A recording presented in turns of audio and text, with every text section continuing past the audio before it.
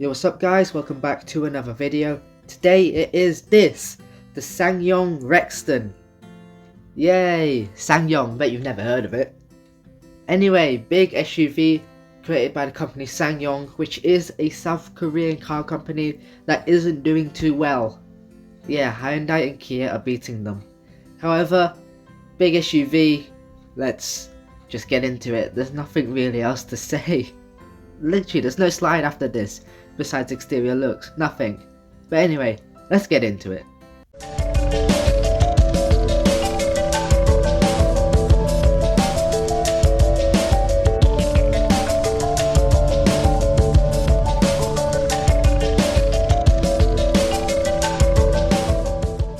So the exterior, on the pre-facelift, it's bland. It's kind of designless. Let's just say that. The rear, well, it's alright. I just feel like it's lacking design. Not much there, yeah, really. The side profile is just a box. Like, you know the phrase, shoebox on wheels? It's this. This is a shoebox on wheels. No design, it's just a box. However, the facelift at the front is horrendous, I hate it. The pre-facelift is much better than this, but the pre-facelift is still awful.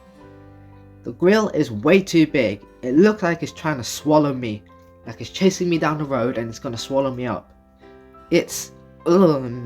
No thank you, no thank you. The rear does look a bit better.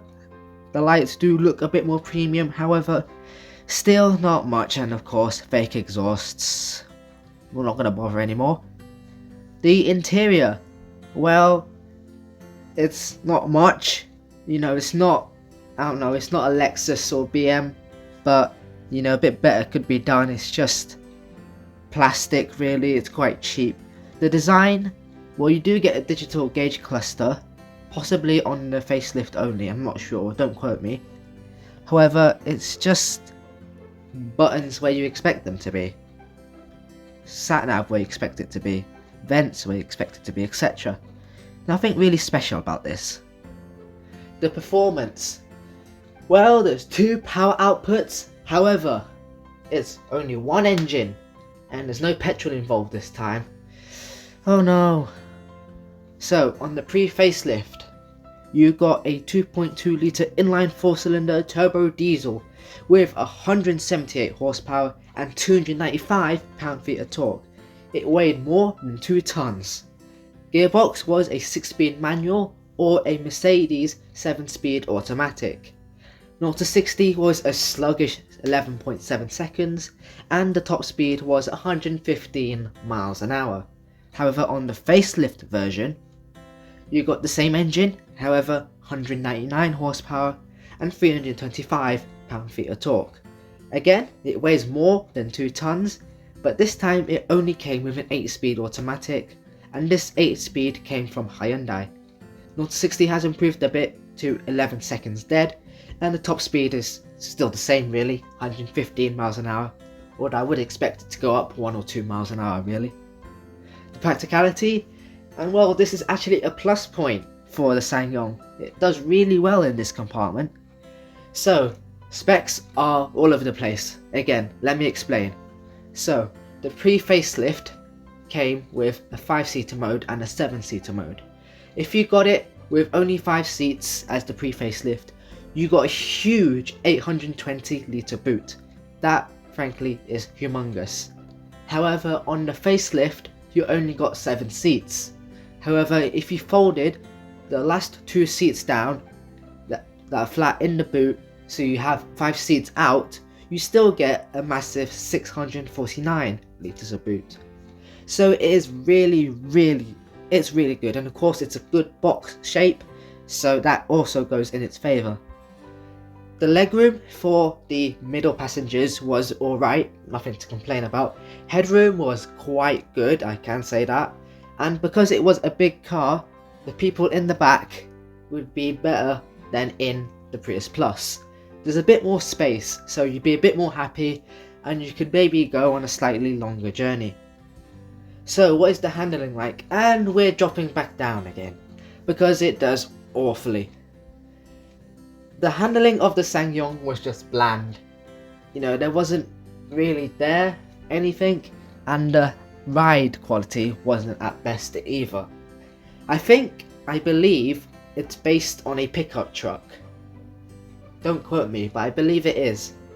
And so, because of the type of body chassis style that a pickup is, handling isn't really a strong suit for pickup, and therefore won't be a strong suit for the Rexton.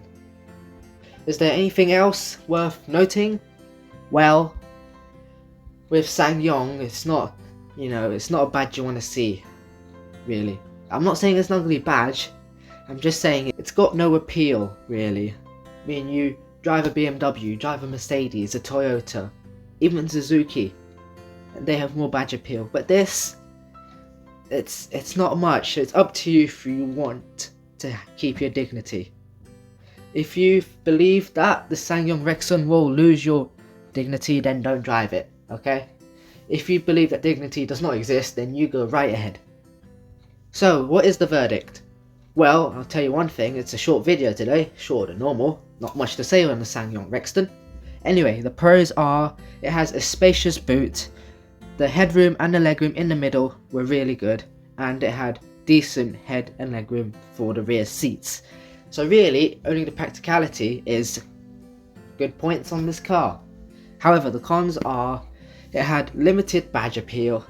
You don't want to really be seen driving that. People aren't even going to know what it is. You had one engine choice, no petrols even available. The handling was lame. The ride was mediocre. The facelift grille is not pleasant to look at, like I said. It looks like it's trying to chase me down the road and it's going to gobble me up. Exterior has no design, it's just a box on wheels. Quote that, box on wheels, the SsangYong Rexton. And interior is a bit cheap. Now I know it's not going to be an expensive interior, however a bit more quality could be done.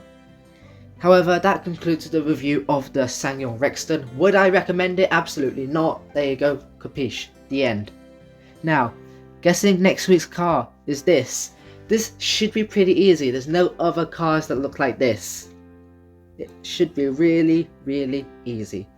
And if you want for me to review a car, like I decided to review this car myself, then leave a comment below, and if there is enough information online and on Google, no, that's the same thing, and if there is enough information on Google and YouTube, I can do a review for you. However, if I got cars planned before, you may have to wait a little bit for that review to come. However, I will do it, given enough information. However, that is the end of the video. Make sure to subscribe, like, comment, share. Follow me on Instagram, which will be at the very end clip. And I'll see you guys next week for the Blue Fish car. Peace. Oh, bye-bye. Or not. Darren, you're stupid. Yeah, we can see. Oh. No, Darren! No, he's not okay. He's a bloody idiot.